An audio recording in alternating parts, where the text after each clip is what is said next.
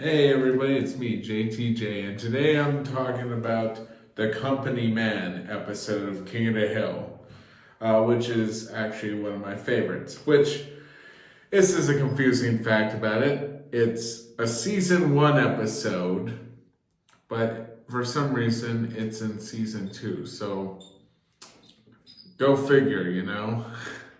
But today I'm reviewing the Company Man, which was directed by Clay Hall and directed by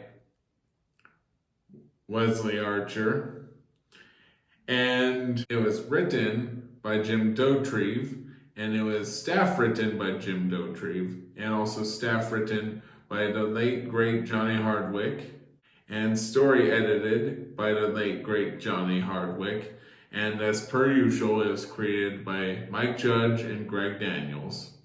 Also, this episode, surprisingly, in my opinion, has 2 guest stars, which most people probably don't count the first one as a guest star because he's a voice actor, but me personally, and he's also part of the regular cast in later episodes, yes. But I am going to count him anyway because, I have high respect for those voice actors who don't get noticed enough as regular actors. Billy West. And also, the biggest guest star of this episode is the late, great Burt Reynolds. I've seen a few of his stuff. He was great in. I'm not super big on Burt Reynolds, but he's pretty good. He plays a reoccurring character who he doesn't get the voice ever again on the show, but it was still good to get the first episode with him. To be honest, I have a theory about this episode I might go into later in this review. But anyway, I am going to move on to what this episode's about, which is basically Hank. He's put in charge of landing a big account with this guy called Holloway Hollows, which I'm going to get into my theory about this later. It's not really much of a theory so much as, just an observation, maybe. Just going to put it out there. It's not really that big of a theory. But anyway, we see Hank.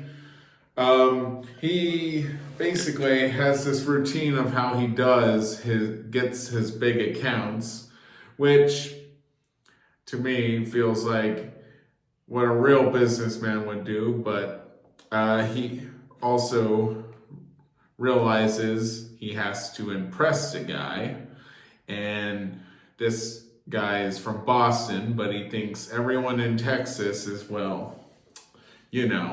all cowboys and all that stereotypical stuff you've seen on Gunsmoke, which I've been to Texas a few times. It's nothing like that. This guy is stuck in the 1800s. The late 1800s to be exact, probably 1890 to 1920.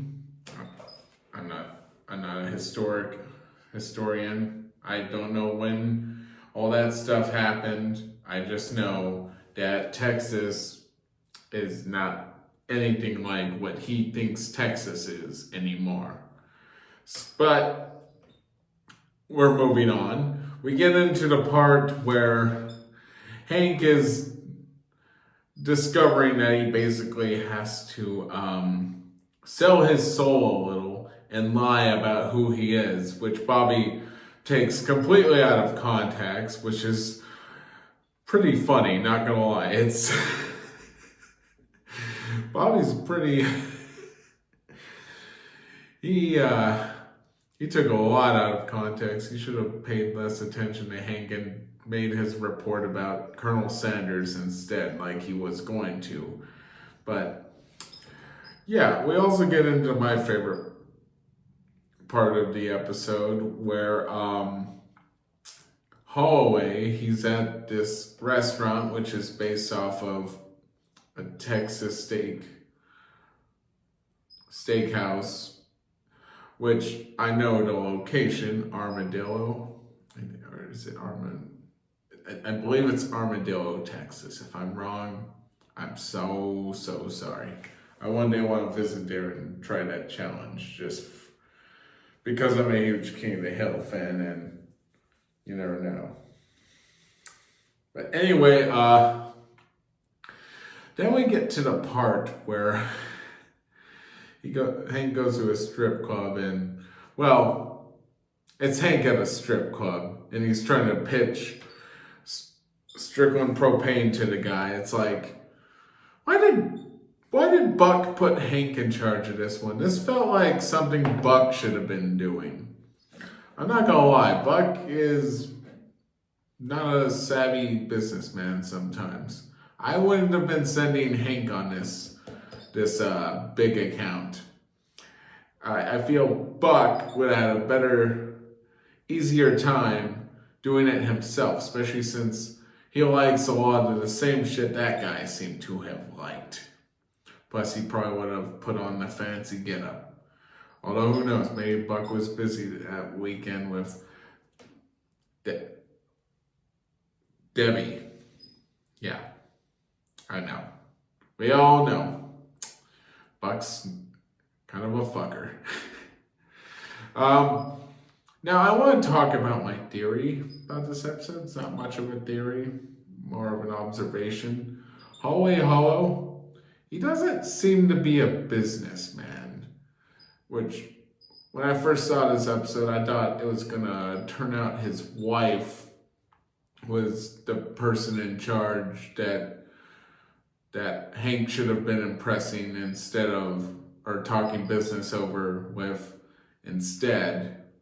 But, because I'm not gonna lie, a lot of Holloway Hollow's characteristics, he seems more like a boy toy, if you will.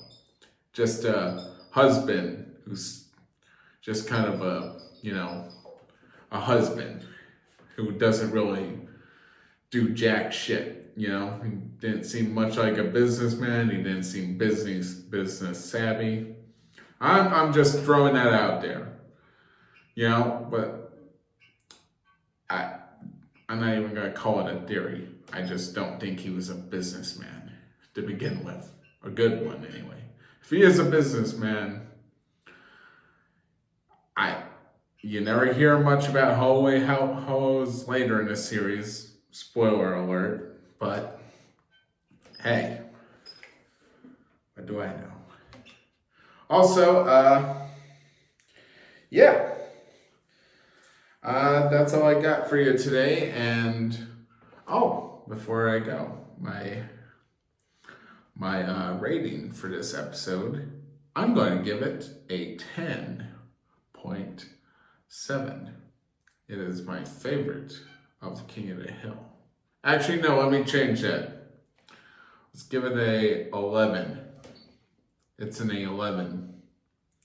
I have never given anything an 11. That's how much I love this episode. It is a fun watch. One of my huge favorite of the entire series, I think.